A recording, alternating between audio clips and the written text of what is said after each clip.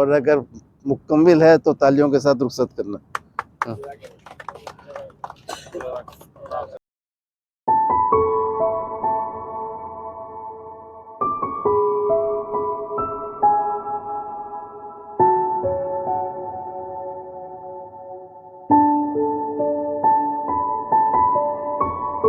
اعوذ باللہ من الشیطان الرجیم. بسم اللہ الرحمن الرحیم.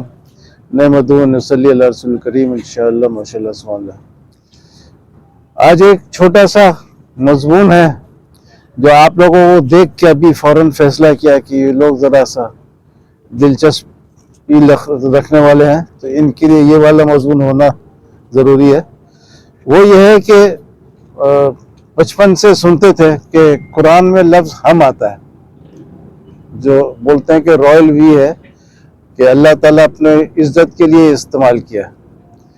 تو اس کے لیے پھر ایک کرسچن آیا تھا، پریسیڈنٹ تھا، ایسوسیشن تھا کرسچن لوگ کا، پریچنگ یا پرنٹنگ کچھ ایسوسیشن تھا، اس کا چیئرمین تھا ڈاکٹر صادق بھٹی. وہ محمود آباد ARP چرچ میں بھی اچھا پوزیشن کچھ رکھتا ہے. تو وہ MBBS ڈاکٹر بھی ہے. یہ سازش ہے لیکن اس سے کام نہیں چلے گا. وہ تو اللہ نے کی دے، وہ میرے کو ایک کتاب دیا. بولا ایک تمہارے مسلمان ہیں، وہ کرسچن بن گیا، بولتا اللہ ایک ہے، پھر میں بولنا تھا تو ہم کیوں بولا. بولا اس کا جواب دو. وہ ہمیشہ پھنس جاتا تھا، کوئی نیا سوال لاتا تھا.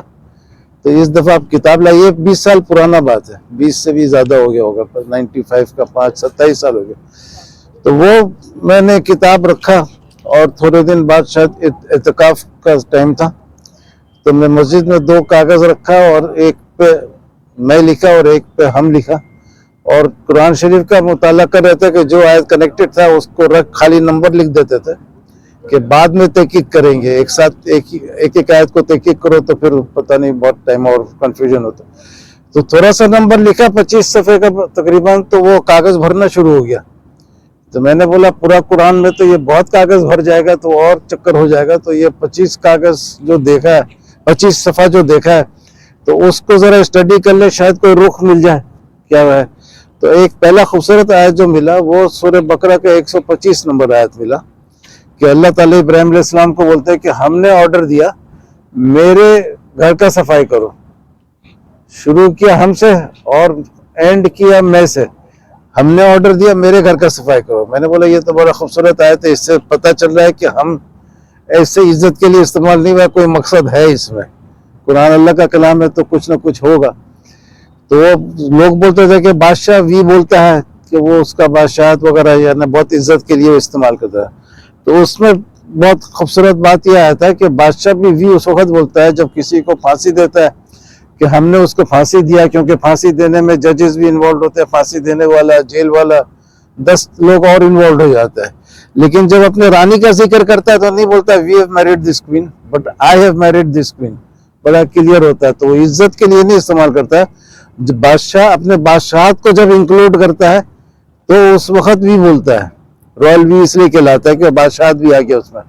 تو قرآن میں بھی اللہ تعالیٰ جب ابراہیم علیہ السلام کو بولے کہ ہم نے آرڈر دیا میرے گھر کا صفائی کرو، گھر کو میرا اس لیے بولے کہ گھر تو اللہ ہی ہے، اس میں اور کوئی شریک نہیں ہو سکتا. لیکن آرڈر دینے میں چونکہ اللہ تعالیٰ ہم کلام نہیں تھے ابراہیم علیہ السلام سے، خلیل تو تھے لیکن ہم کلام جیسے موسیٰ علیہ السلام کے ساتھ تھے، تو ان کے ساتھ ہم کلام کا ذکر نہیں آتا. تو ان کو فرشتے وغیرہ کے ذریعے آرڈر دیا، تو اس لیے بولا ہم نے آرڈر دیا میرے گھر کا صفائی کرو.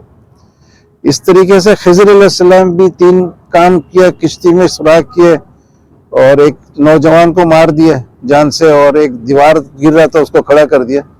تو وہ بعد میں جب وضاحت کیا تو بولے کہ کشتی میں نے سوراخ کیا، نوجوان کو ہم نے مارا اور دیوار رب کے مرضی سے کھڑا کیا.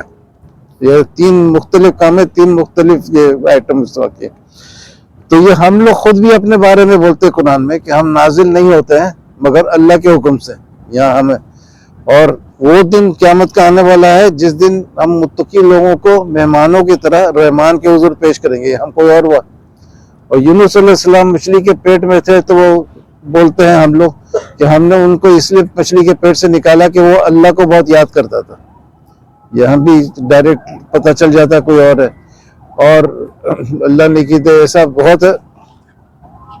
موسیٰ علیہ السلام سے جب اللہ تعالیٰ ملتے ہیں تو وہ ہم نہیں بولتے میں اللہ ہوں میرے سوا کوئی الہ نہیں, میں رب ہوں میرے سوا کوئی رب نہیں. تو ہم اور میں کا استعمال غور سے دیکھیں گے تو بہت خوبصورت باتیں ملے گی. اور یہ جو ہم لوگ سمجھتے ہیں نا انا للہ و انا الیہ راجعون, کہ اللہ کی طرف سے آیا تو اللہ کی طرف گیا, تو ہم لوگ سمجھتے بس اللہ کے پاس پہنچ گیا. ایسا نہیں ہے.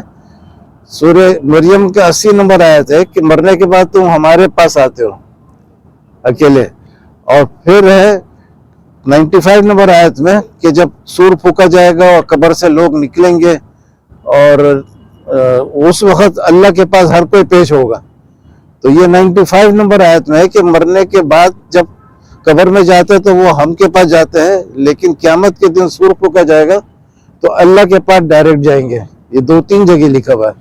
مریم میں تو ڈائریکٹ ہے کہ اللہ کے پاس جا رہے ہیں, لیکن اللہ کے پاس جانے کے اور بھی ذکر ہے کہ قبر سے جب نکلو گے تو دوبارہ زندہ ہوگے تو پھر جاؤ گے. تو اس طریقے سے جب قرآن کا مطالعہ کریں گے تو بہت خوبصورت آیت ملے گا. یہ ہم اتنے بڑے بڑے کارندے ہیں اللہ کے کہ سورہ صافات کے 6 نمبر آیت میں بولتے ہیں کہ ہم نے قریبی آسمان, یعنی آسمان دنیا کا قریبی آسمان, اس کو تاروں سے سجایا. تو ہم کو بھی اللہ کا بادشاہت ہے, دفتر کے کارندے یہ لوگ. اللہ کا ایک عظیم دفتر ہے, عرش ہے, اس میں یہ ہم لوگ کام کرتے ہیں, سب کچھ کرتے ہیں. تو ان کا بھی ایمان رکھنا, یہ ملائکہ بولو یا جو بھی کارندے بولو, کیونکہ اللہ کے بہت سارے مخلوق ہیں. تو اس کے ساتھ آپ کو بہت شکریہ ادا کرتے ہیں. آپ نے میں نے کچھ اور سنانے کے لیے آیا تھا, لیکن آپ لوگوں کو دیکھ کے موڈ ہو گیا کہ یہ سنائیں گے, تو یہاں ہم نظر بھی آ رہا ہے کہ بڑے بڑے کارندے. تو اللہ ان کو دیکھ کے میرے کو خوشی بھی.